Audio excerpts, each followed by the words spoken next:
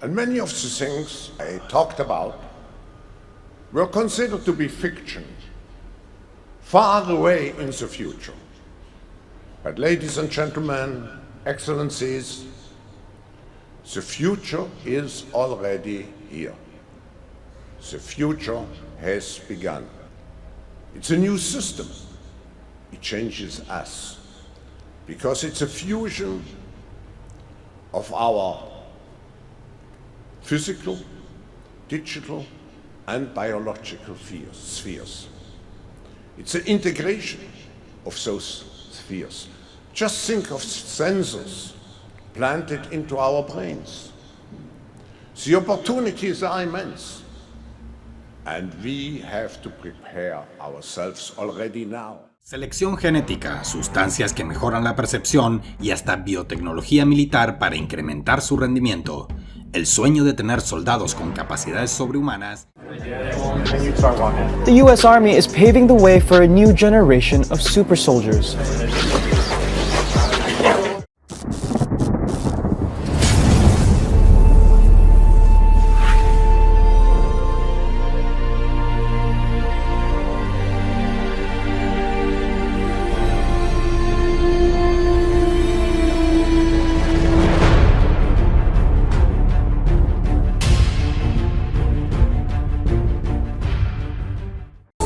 We're now building systems at the molecular level, and one of the key aspects of biology, one of the key applications of this technology is in biology, to create small systems that are nano-engineered. And if it sounds very futuristic to put blood cell-sized devices in the bloodstream for therapeutic applications, I'd point out we are doing this already in animals. One scientist actually cured type 1 diabetes with a blood cell-sized device, tens of thousands of them in the bloodstream of these animals, and it lets insulin out in a controlled fashion and blocks antibodies. At MIT, they have a blood cell-sized device that can detect specifically the antigens on the surface of cancer cells, latch onto the cell, burrow inside the cell, release toxins and destroy the cancer cell, and then destroy itself. It's a pretty elaborate device, and that's today. Billions of dollars and tens of thousands of hours of research and development have been invested into human enhancement technologies. The question still remains, is it ethical to even use them? Without human test subjects, this research would be impossible. Such biotechnology would be employed to enhance a select group of soldiers, who would then be deployed by their nations to conduct covert military operations. We want to find the most compelling use cases that we can find, the things that are most transformational, the things that will have the broadest application, and the things that will lead to innovation in the space. And so there's a balance here that we're trying to achieve. On the one hand, we're working some very cutting edge AI technologies with consumers, some pretty mature consumers. On the other side of the coin, we have partnerships with really important enterprises and organizations who haven't even really started their journey into AI. And so we've got to make sure that we have the right balance of investment in high-tech AI that moves the state of the art and shows the pathway for additional AI development and implementation, and then also helping consumers, with their first forays into the AI environment. DARPA announced that it is building a brain computing interface for human soldiers to control AI with their neurons. According to DARPA, this opens up the possibility of controlling drone swarms and other new military machines, but the field of biological enhancements for the warfighter encompasses everything from dietary supplements and neural stimulation to bionic limbs and brain augmentation. The soldier of the future could have amazing superhuman capabilities. The ultimate warrior could be able to see in the dark, hear a conversation from across the world, and be able to leap over tall buildings. Imagine the technology implanted in a future soldier, using a brain-computer interface which could enable soldiers to carry less equipment by connecting them directly to drones overhead, or by allowing them to access the internet to instantly pull up intelligence, secure video feeds, or even weapon systems. This technology allows the brain to be accessed from afar, This means that soldiers can receive communication feedback or control of certain functions directly from a system that is remotely controlled by a computer. For example, the brain-computer interfaces can be used to enhance the human's cognitive capabilities in order to improve their judgment outcome based on the input it receives from sensors. Blast injuries, burns, and other wounds experienced by warfighters often catastrophically damage their bones, skin, and nerves, resulting in months to years of recovery for the most severe injuries and often returning imperfect results. This long and limited healing process means prolonged pain and hardship for the patient and a drop in readiness for the military. However, DARPA believes that recent advances in biosensors, actuators, and artificial intelligence could be extended and integrated to dramatically improve tissue regeneration.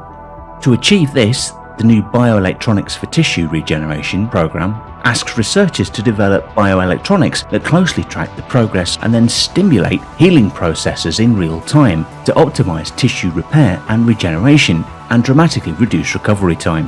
DARPA hopes that this research will help make wounds less painful and more manageable. We have cognitive enhancements. These involve pharmaceuticals, brain stimulation, electronic brain stimulation, and other means to reduce the need for sleep and increase the capacity to operate under stress. There's also some interest in changing nutrition and eating. Some of the more extreme examples of this are changing someone's stomach so that they can digest cellulose, which means that soldiers can eat grass. Sensors can be embedded firmly into implants and can measure pressure, temperature, and electrical signals, among other data. Sensors have been used in breast cancer screenings, blood pressure monitoring, and in catheters and pacemakers. Pre-programmed stimulating electronics can move the electrodes to precise locations for the stimulation process and help stimulate the correct healing signals. DARPA has researched these technologies and believes that they can be integrated into future bioelectronic sensor assemblies to extend the range of the technology and improve its applications in debilitating injuries to help soldiers and their families recover in a more efficient way.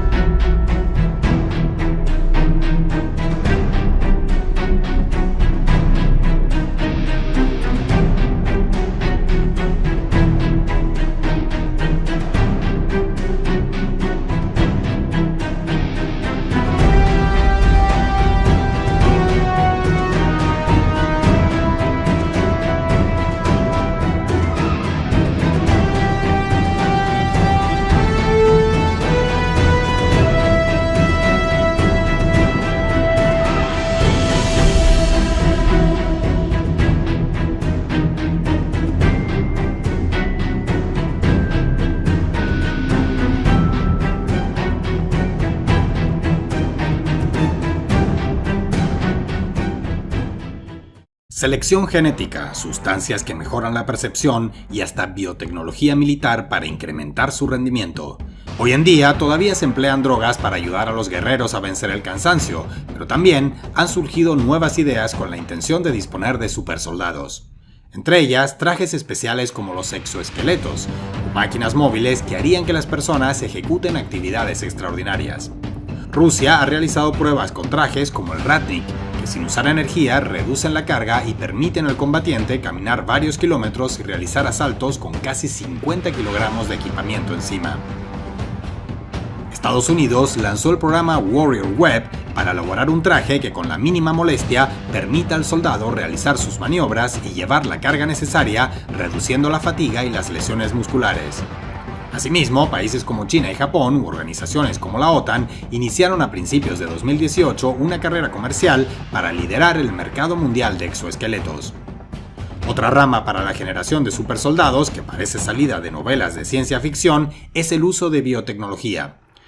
Estados Unidos ha impulsado varios proyectos con la intención de potenciar la capacidad de los soldados para ver de noche mediante implantes que además les permitirían hacer zoom y visualizar datos casi como que estuvieran en la retina. Por su parte, el diseño de trajes optogenéticos controlaría ciertas células y se utilizaría para recuperar con rapidez la energía muscular.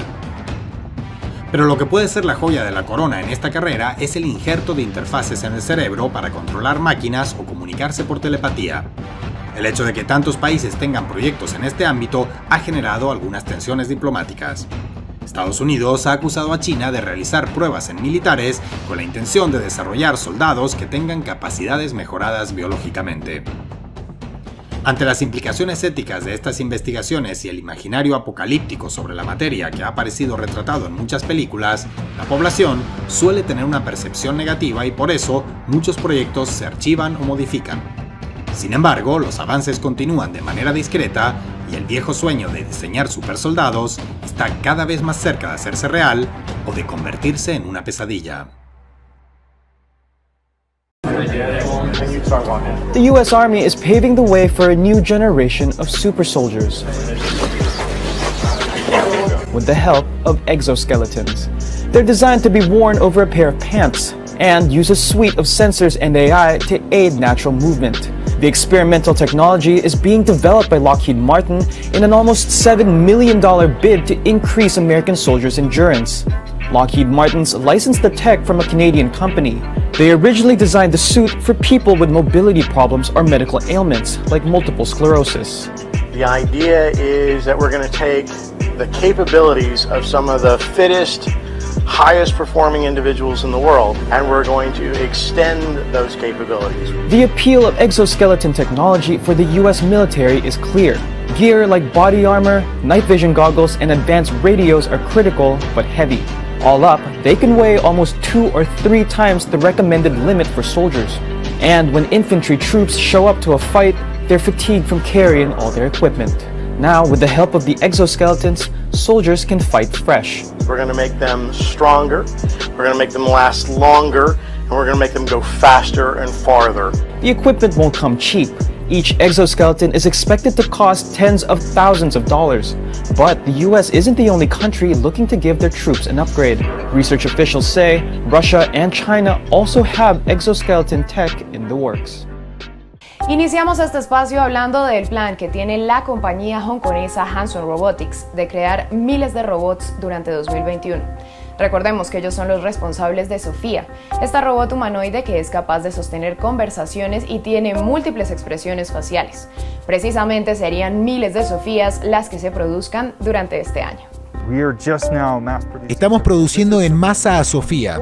Esta es Sofía número 24 y muchos de mis robots anteriores eran producidos a mano.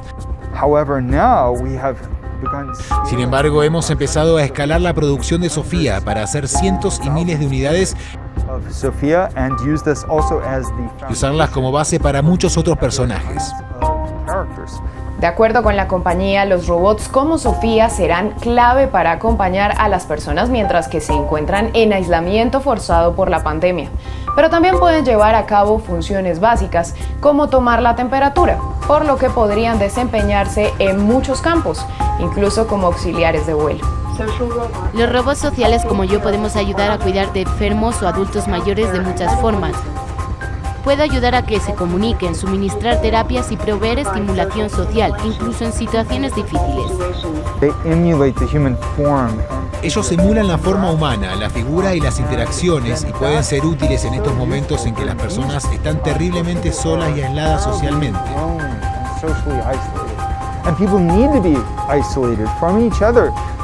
La gente tiene que estar aislada de los demás porque son peligrosos, pero estos robots pueden mantener a las personas seguras y proveer la calidez humana, la conexión humana como una herramienta de telepresencia.